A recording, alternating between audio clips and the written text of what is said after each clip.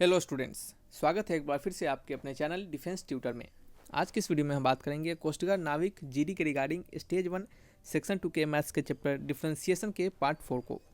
ये आपके important questions के सीरीज चल रहे हैं। सो इस वीडियो में भी आपको इंपॉर्टेंट क्वेश्चंस ही दिए जाएंगे। सो ये सभी क्वेश्चंस आपके एग्जामिनेशन के लिए बेहद ही इंपॉर्टेंट है।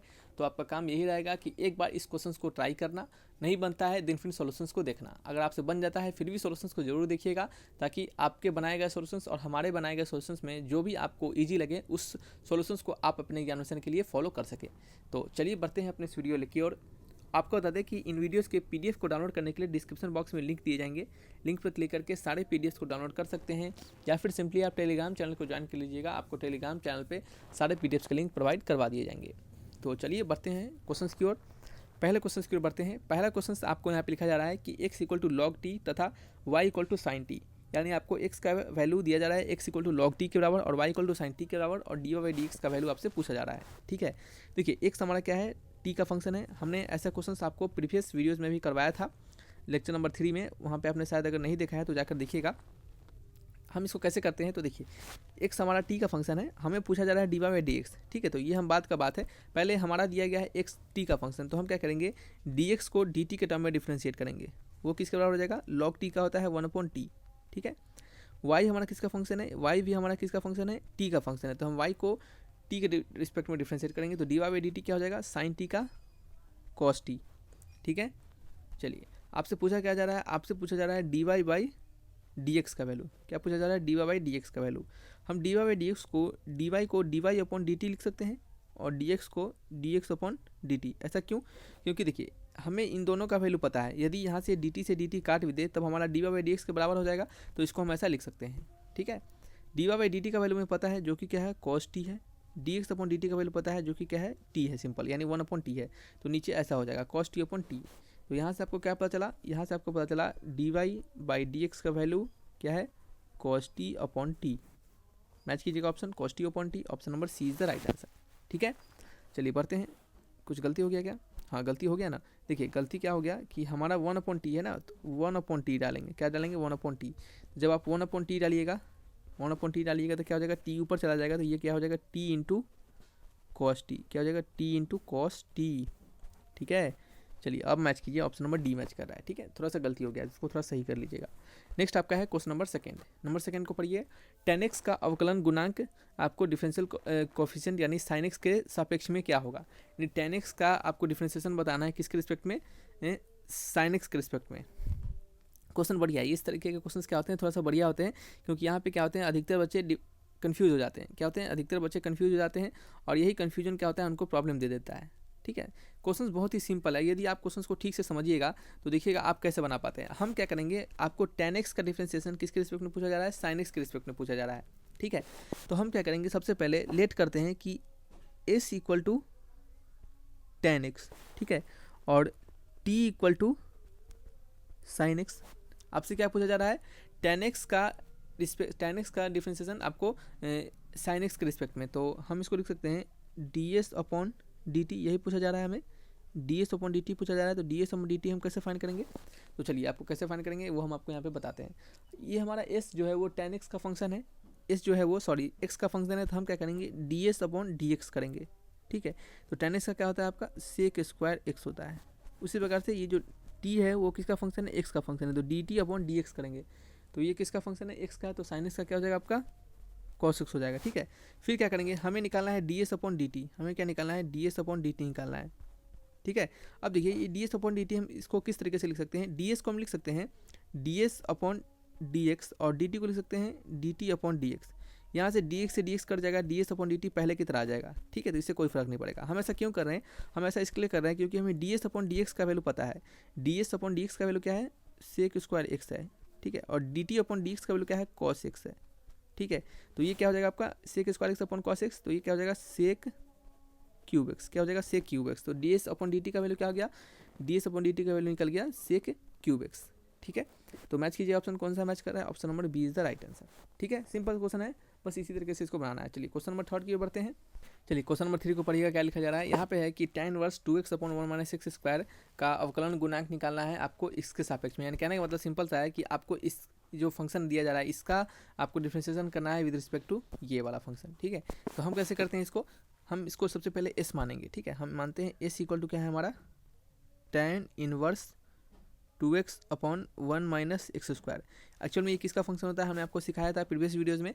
ये जो होता है ये आपका 2 tan इनवर्स x का फॉर्मूला होता है, ठीक है। तो हमने s को यह माना।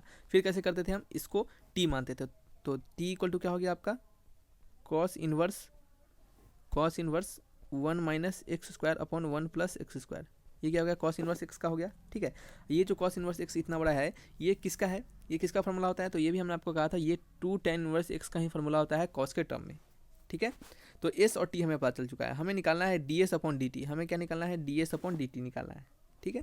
तो हम कैसे करेंगे, तो सबसे पहले हम करेंगे कि इस ds को x के रिस्पेक्ट में डिफ्रेंशिएट करेंगे। तो हम निकालेंगे ds upon dx upon dt upon dx, ठीक है। तो ds अपॉन dx कैसे हो जाएगा, तो ds अपॉन dx का यहाँ पे आपका 2 है, तो ये आपका 2 लिखा जाएगा बाहर, और tan इनवर्स x का होता है 1 अपॉन 1 प्लस एक्स स्क्वायर, ठीक है।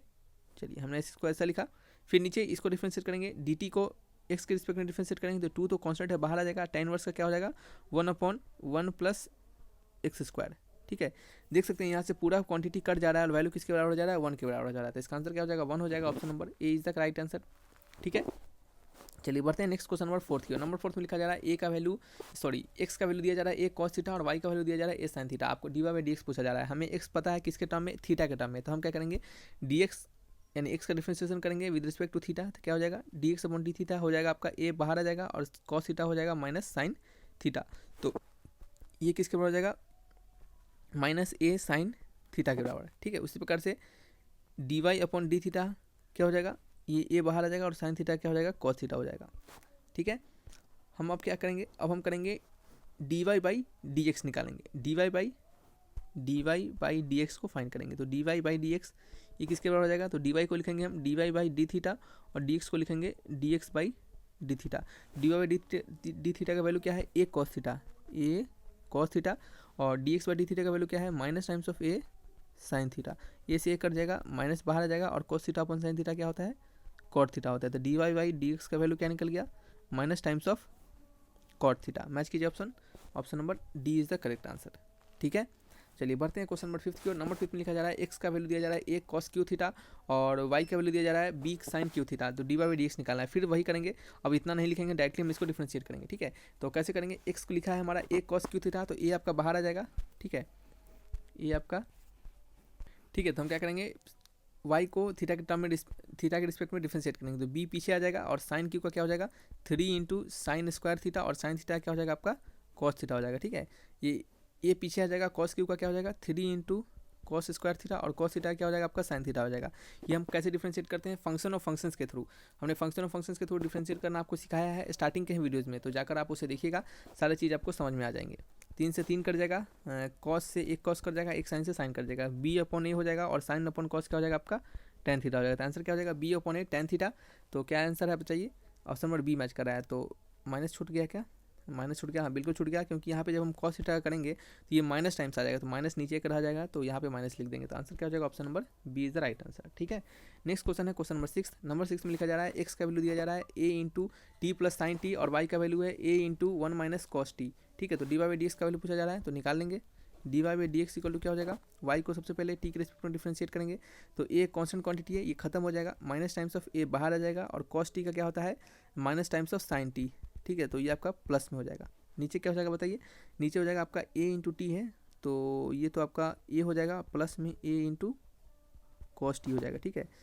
तो यहाँ से ए कॉमन आ जाएगा, तो ये आपका हो जाएगा ऊपर साइन टी और नीचे क्या हो जाएगा आपका 1 प्लस कॉस टी, ठीक है। तो ये साइन टी को क्या लिखेंगे हम 2 into sine T by 2 into में कॉस टी बाई 2। कैसे हम ऐसे लिख रहे हैं, हम लिखेंगे इसको साइन टी को लिखते हैं जैसे कि 2 साइन थीटा का फॉर्मूला क्या होता है 2 इंटू साइन 2 थीटा का फॉर्मूला क्या होता है 2 into sine theta into cos theta. ये सभी चीज़ हमने आपको प्रीवियस वीडियो में बताया। अगर आपने प्रीवियस वीडियोस को नहीं देखा है तो जाकर देखिएगा, सारे डाउट आपको क्लियर हो जाएंगे और कोई भी ऐसा डाउट नहीं रहेगा या फिर कोई भी ऐसा क्वेश्चन नहीं रहेगा डिफरेंशिएशन के जो कि आपसे नहीं बनेगा, ठीक है। तो प्रीवियस वीडियोज़ को जाकर देखिए। देखिए यहाँ पे जब 2 थीटा रहता है तो यहाँ पे थीटा करते हैं, तो यहाँ पे क्या है एक सिंपल टी है, तो यहाँ पे क्या करेंगे टी बाई 2 कर देंगे, यानी 2 थीटा का आधा आधा करते हैं तो थीटा क्या करेंगे हम आपका थीटा बाई 2 कर देंगे। तो उसी प्रकार से हमने टी को टी बाई 2 किया। नीचे जो है फार्मूला 1 प्लस कॉस टी, ये किसका फार्मूला है, ये फार्मूला है 2 into cos square T by 2 का, ये भी हमने आपको बताया है, जाकर प्रीवियस वीडियोस देखिए, सारे समझ में आ जाएंगे आपको चीज़, ठीक है। कॉस टी से कॉस टी कट गया, 2 से 2 कट गया, ये किसके बराबर हो गया, tan टी बाई 2 के। आंसर मैच करेंगे, option number A is the right answer, ठीक है। ऑप्शन नंबर ए क्या है, करेक्ट आंसर है। नेक्स्ट क्वेश्चन है क्वेश्चन नंबर 7। नंबर 7 को पढ़िएगा। नंबर 7 लिखा जा रहा है एक्स का वैल्यू दिया जा रहा है, वाई का वैल्यू दिया जा रहा है, तो आपको d Y by D x का वैल्यू फाइंड करना है, D Y by D x का वैल्यू फाइंड करना है। तो निकालते हैं, d Y by D x equal to, सबसे पहले y को क्या करेंगे हम, t के रिस्पेक्ट में डिफ्रेंशिएट करेंगे, तो करते हैं, t का तो 1 हो जाएगा, और 1/t का क्या होता है, 1/t का होता है माइनस 1/t स्क्वायर, तो माइनस माइनस क्या हो जाएगा, प्लस हो जाएगा, तो क्या हो जाएगा प्लस 1/t स्क्वायर।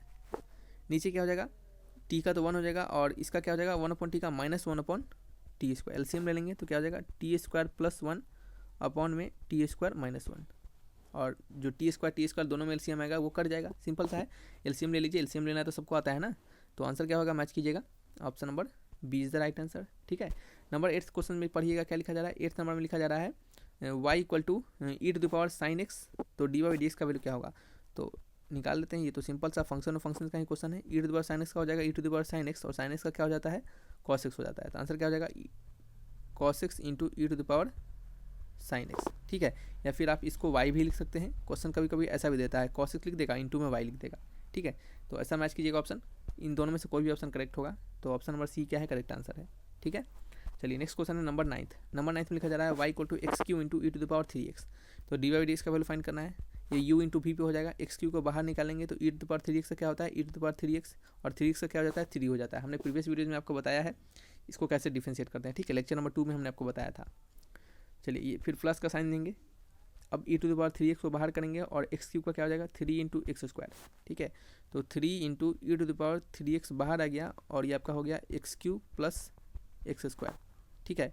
और यहाँ से एक्स स्क्वायर भी तो कॉमन आ सकता है ना, तो 3 into x square e to the power 3x, ये आपका हो जाएगा x प्लस 1। ऐसा कोई ऑप्शन मैच कर रही है तो ऑप्शन नंबर सी मैच कर रहा है, क्या होगा सी इज़ द राइट आंसर, ठीक है। चलिए नेक्स्ट क्वेश्चन है क्वेश्चन नंबर 10 है। नंबर 10 में पढ़िए क्या लिखा जा रहा है, एफ एक्स इक्वल टू दिया जा रहा है आपको एम एक्स प्लस सी, तो एफ डैश एक्स का वैल्यू फाइंड किया जा रहा है। एफ डैश एक्स मतलब क्या होता है, D Y by D x होता है, ठीक है। तो हमारा वाई क्या है यहाँ पे फंक्शन एफ एक्स है, तो क्या लिखेंगे इसको, d of f x upon d x, m पीछे आ जाएगा, एक्स का 1 हो जाएगा, ये क्या है आपका कांस्टेंट है सी, इसका क्या हो जाएगा 0 हो जाएगा, तो एफ डैश एक्स का वैल्यू क्या हो जाएगा आपका एम हो जाएगा, क्या हो जाएगा एम हो जाएगा। हालांकि आपने सीखा भी है Y equal to M X plus C में एम जो होता है वो स्लोप होता है, और स्लोप का वैल्यू क्या होता है डी वाई डी एक्स के बराबर होता है। तो यहाँ से भी हमें पता चल सकता है सिंपली डायरेक्टली एम, इसको इतना डिफरेंशिएट करने की जरूरत भी नहीं था, ठीक है। तो आंसर क्या हो जाएगा, option number C is the right answer, ठीक है। तो इस तरीके से क्या करते हैं, इन सभी क्वेश्चंस को हम बनाते हैं। तो ये क्या थे हमारे लेक्चर नंबर 4 के जो इंपॉर्टेंट क्वेश्चन थे जो कि हमने आपको यहाँ पे दिया है। अब हमारे पास बच के सिर्फ 3 लेक्चर हम डिफरेंशिएशन को कराएंगे, और देन फिर हम नेक्स्ट चैप्टर कैलकुलस के लिमिट को स्टार्ट करेंगे, और जैसे ही लिमिट खत्म होगा फिर हम फंक्शंस को बताएंगे, और फंक्शंस जैसे ही खत्म होगा हमारा कैलकुलस कंप्लीटली समाप्त हो जाएगा, ठीक है।